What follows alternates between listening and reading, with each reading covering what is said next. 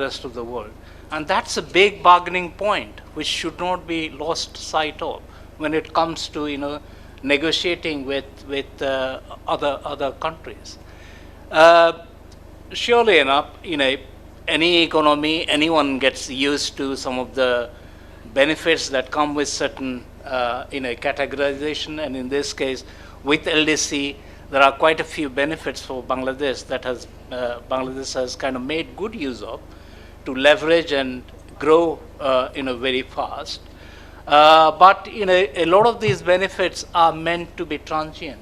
They are not meant to stay forever. So even if Bangladesh manages to extend it beyond the current transition period of 2029 to say 2032, you will still be weaning away from those benefits. So the transition period is always meant to be used as a period during which a country prepares itself to face competition. And I think the ready-made garment sector is a very good example.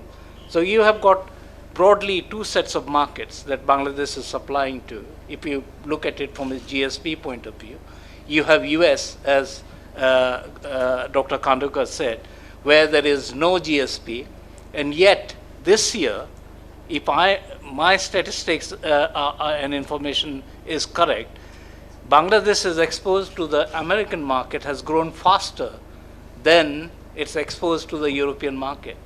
So, here is the industry which is able to compete on its own. So, GSP may not be as big a deal for the R&D sector as it is perhaps thought out to be. When it comes to the other challenge of concessional finance, Bangladesh has been a middle-income country, low middle-income country since 2015 by World Bank IMF classification. And therefore, Bangladesh actually is a blend country. It doesn't have access to only ODA terms. It is a blend country. So in a way, you are already weaned away from the concessional finance. So again, that may not be as big a deal as it is made out to be.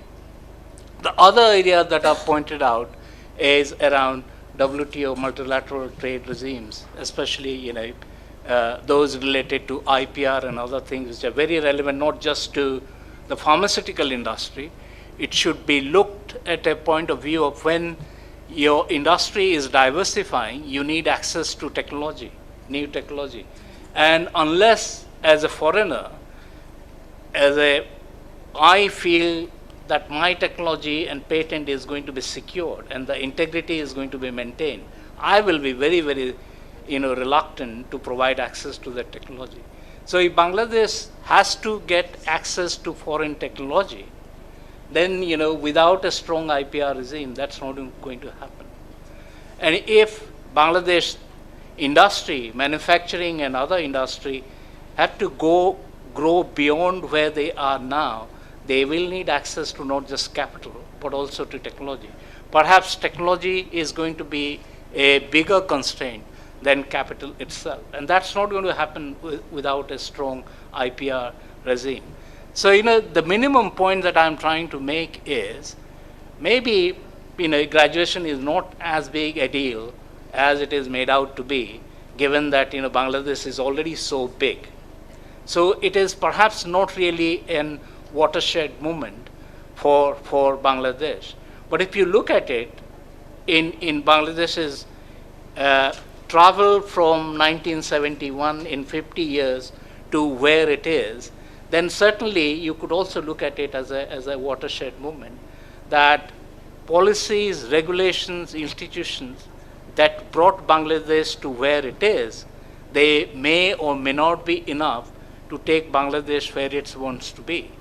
So, the government has set rightly very high ambition to become a high middle income country by 2031 and a high income country by 2041. And that requires Bangladesh to grow at a much rapid rate than we have seen in the past. And those kind of rate of growth over a sustained period of time doesn't happen without a competitive kind of economy, an economy that is open to foreign trade, open to foreign investment, and is willing to compete with anyone on its own term. So I think, reform is therefore of paramount importance. Reform of policy, reform of regulation, reform of institutions, they are going to be critically important for Bangladesh's journey towards, being a high middle income country by 2031 and a high income country by 2041. So, I'll take a pause there. And with regard to GSP, post Brexit, we launched our own GSP in January this year, and there is a process of consultation with every beneficiary of GSP of the UK to talk to them to find out how best we can improve this policy in a way that it works for the beneficiary country and also works for the UK. And we have written to the Ministry of Commerce as our counterpart to organize a consultation around this subject, and we are waiting to be guided by the Foreign Ministry and Ministry of Commerce how they want to take that consultation forward. So with that, let me take a pause there. Thank you. Thank you very much. I mean, I think it really feels good when you hear, because most of the panelists here today are in the business or commerce, apart from researchers and others, but mostly who commented, they are actually in the business. And when we hear this, that we look at the opportunities rather than the challenges, and of course we will look at the challenges, but when we see the opportunities, and we see that our strength is there, and we are able to face those challenges. Now, our last speaker for this session, Mohammad Joshimuddin, President FBCCI, our favorite Joshim Bhai actually. I'm more comfortable to call him Joshim Bhai. The floor is yours, our guest of honor. Thank you very much. I think there's nothing remained for me. Everything already discussed. So, Mr. Mahesh Mishra, Head of Prosperity and Economic Growth Team, Commonwealth Development Office, Mr. Yado, Yazi Ando, Country Representative, Japan External Trade, JETRO, Mr. Rakib, my colleague, and my favorite Mr. Ghulam Muazzem,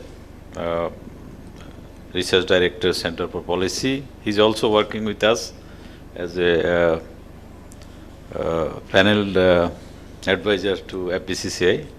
So our very Dr. Nazneen, our moderator, she's moderating, I think, whole day, I think. My colleague, Director of FBCCI, also Mr. Shofiq, the leader of pharmaceutical sector. Actually, today we are talking about the graduation. The 2021 is a very remarkable year for us, because we are celebrating 100 years of our birth century of our father of the nation, and also 50 years of our independence this year.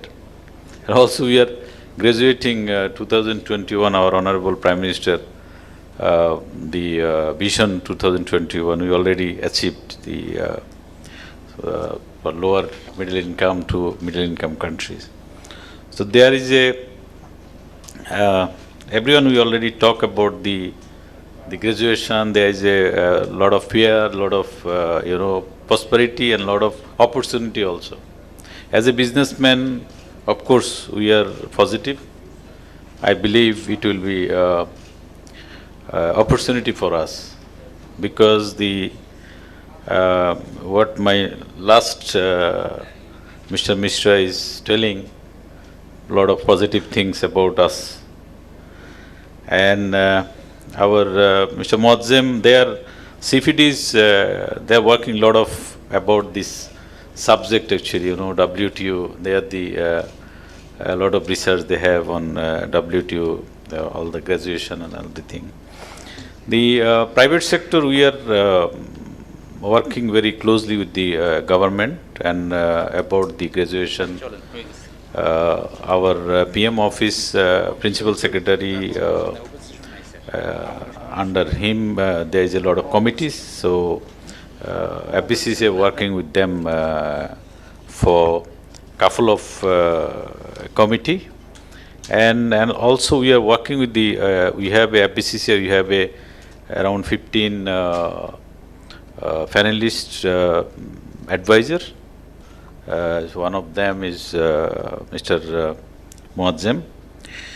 And there is a couple of papers we are working with the, actually everyone is telling about the capacity and capability after, because the already we are doing very good on American market. There is no GSP.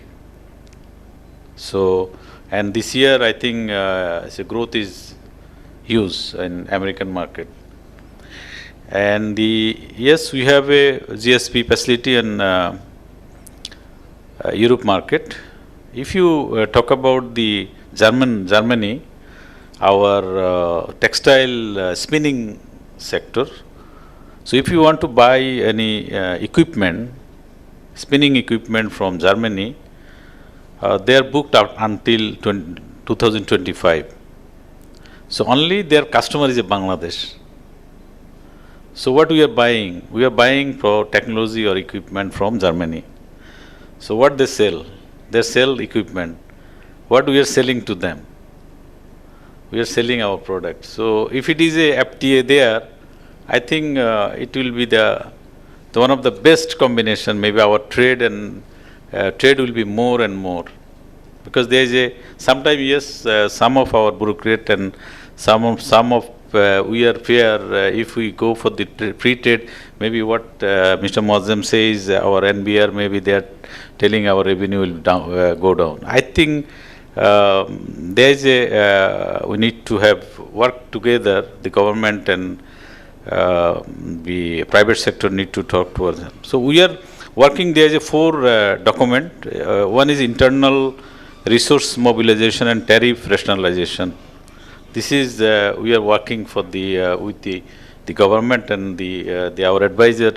They are making this thing, and global market access for 2021 to 2026 and beyond.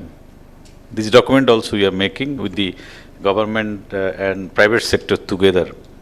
Investment measure and sustainable inclusive development, and the sustainable export developments and subsidies and incentives. We know, all knows the after graduation, this kind of facility maybe there is a, we cannot, government cannot give the incentives on this and that. So you see Mr. Rakib already mentioned about the sustainability and green initiative. The government recently they cancelled 6 power generation plant from coal power generation plant because of they are committed to the world is a sustainability. That's why, and our sector, the garment sector, they have 500 green factory, and the 10 green factory in the world, the highest ranking, 7 in Bangladesh. So that means we are committed to sustainable things. The European Union, they are saying after 2025 we cannot buy anything without sustainable factory or without sustainable things. So that means government and our private sector is working together to which I think we have a added advantage because we are already this program.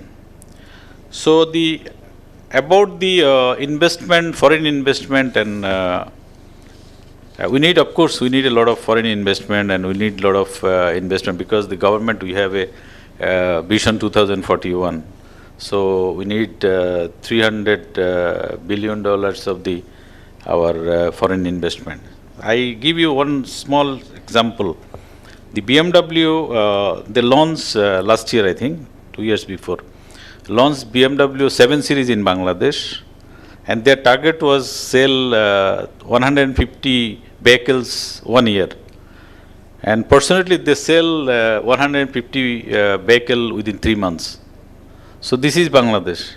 So we have a, even we have a, the luxurious goods market also in Bangladesh. 170 million people, and they are, the also the the consumption is increasing because they are increasing their income. So I think the foreign company, today we had a meeting with the BIDA, PIKI, there is a foreign investment Chamber of Commerce and Industry. So they are telling all the multinational who is working in Bangladesh, they are all are profitable and they are expanding. So the that means Bangladesh market is a huge market and there is a potential market. All the foreign company, they are investing here. I think the Japanese company, they have started the making the motorcycle, motorcycle assembling and other things. Today I just inaugurate before come here to Jack the car assembling here, the energy pack they started here because of there is a big market. So my conclusion is yes, we need a what Mozemba is telling, institutional capability, negotiation skill, and our Commerce Ministry and the NBR and other places. We need to work seriously. Then the FBCCI, we are under my leadership, I am committed to work with the government for the policy level, and we are, of course, we are hopeful. One point I like to share here. We recently visited UK with Honorable Prime Minister. There is a we had one MU with HSBC. They are funding for study UK market.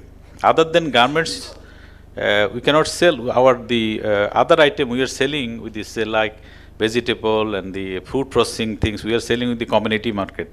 So our people, they buy, but we are not selling. We cannot sell to the mainstream market. So why we cannot sell? That's why we FBCCI study making a study for UK market, and also this time I had a chance to meet some of our NRBs who was second generation NRB, who are working in the mainstream. They are working in the they are national. They are working with the banks. They are working with the mainstream business. So we need to connect them also with us to promote Bangladesh, branding Bangladesh,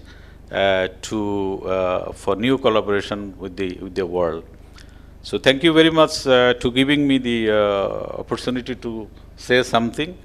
Actually, my office give me very big papers to tell. So everything already, everyone is already tell. So thank you very much, Nazneen, and especially thanks to Mr. Zillur. He invited us after long day, long time. So thank you very much.